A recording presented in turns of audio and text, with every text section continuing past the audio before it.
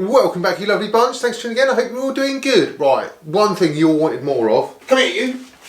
It was the cat. Look, here you go. This is Munchkin, everyone. So apart from having a cat in today's video, I'm going to show you. Look, he can display it very nicely. So what we have here, I wasn't expecting this. Didn't ask for this. This just got sent to my house, and I mean, you can't turn it down, right? So massive thanks to Saris for sending this over. Check this out. So I have my trainer, and then we have this. And then we have the cat. Yo, what's up? Right, so what's in the box? It's a massive box. It's not a trainer, it's not a bike.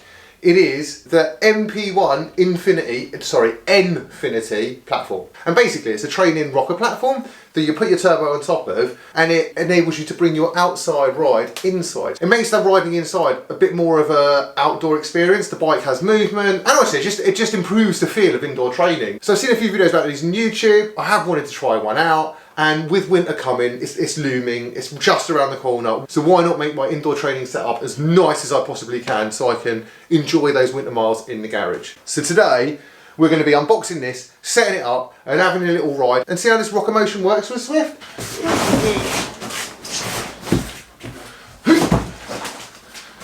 Sorry, cat. Alright, so I'm assuming this here is a front wheel mount. So your front wheel obviously goes in there, attached to your bike though, and it's got a little screw, so I think that attaches nice and firmly to the platform. So I've actually done my research today. I know what these are. These are blocks, right, that you can stack your front wheel height so you can get like the perfect height. I've watched a few videos online and I'm all prepared. So I think what happens is this attaches to them, and that will raise the front wheel height so you can like have it at that perfect height that you want. Right, so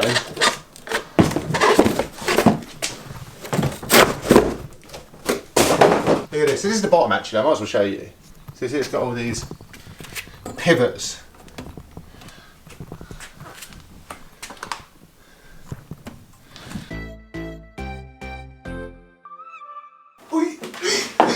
Ow! Oh! Don't put your fingers in it. Look at that.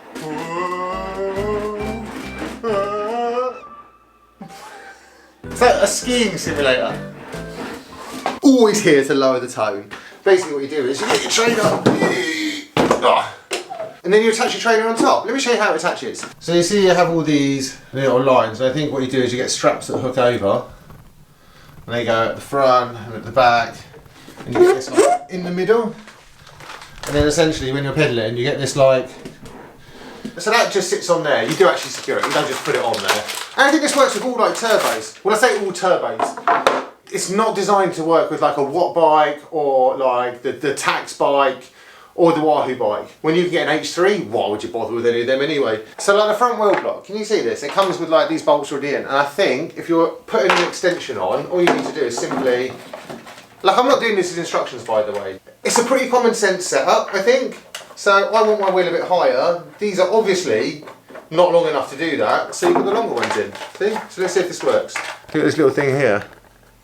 And so that actually slots in to the frame here. I'll show you in a second. Look at that. So these little things just slot in and slide, and they're underneath there. So essentially, look, you can get it to the right place, I believe. Just tighten these up. So now we just need to strap that back bit in. That just goes in. And you put these to where you want, and you put your turbo on top. So I think that's pretty much it, you know. I've put on the straps. I've kind of lined the turbo up roughly with them, and I think the easiest way to get it in the right place is actually just to put the bike on and then arrange it from there.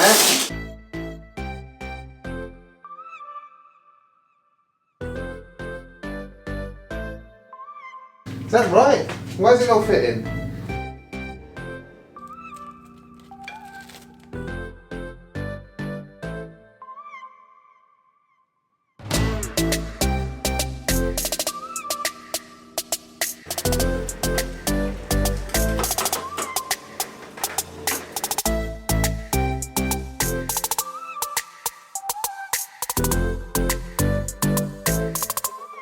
Well, that's it. All set up. Pretty easy. I'm going to be honest, right? It is. So one of the things about the H3 for me is it's really quiet and it's super stealthy.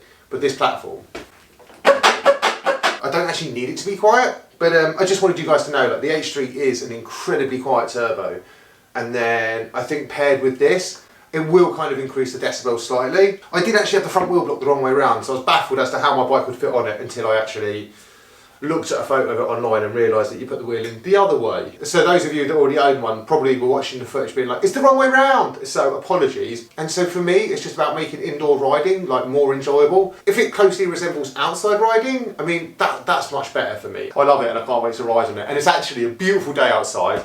But I'm going to do a turbo session because I want to try it out. Right, so I'm going to go get my cycle kit on, do a bit of a workout and then report back to you on how this all feels.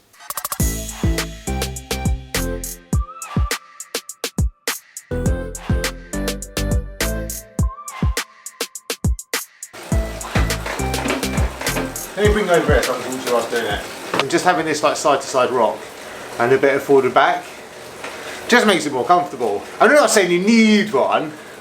I end up just like mucking around in it, look. I mean there's a little bit of ticking when you go side to side at the extremes, but you know, I think that's only going to be when I'm sprinting. I'm interested to see how it feels when you sprint. I guess the only way to try it is to do like a full on sprint. So I've done like 3 minutes.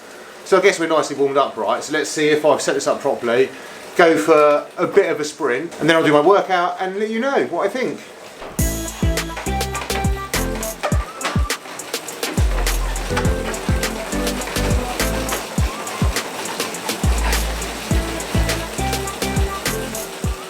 Why is that so hard? Like, I think I've been taking my coffee and cake rise to the extreme. Maybe I need to focus a bit more on training. I definitely need to focus more on training. But now I have the ultimate setup, I mean, there's no excuse. It felt really nice for the sprint. It just felt like it was really solid. So this kind of thing, this slight wobble, that really helps take the stress off the frame. So I think that force doesn't end up going through your frame as much. It kind of ends up like moving. So that's what's really good about this. I actually need to do this workout and turn the fan on. Whew. So I'll check back in with you guys in a little bit.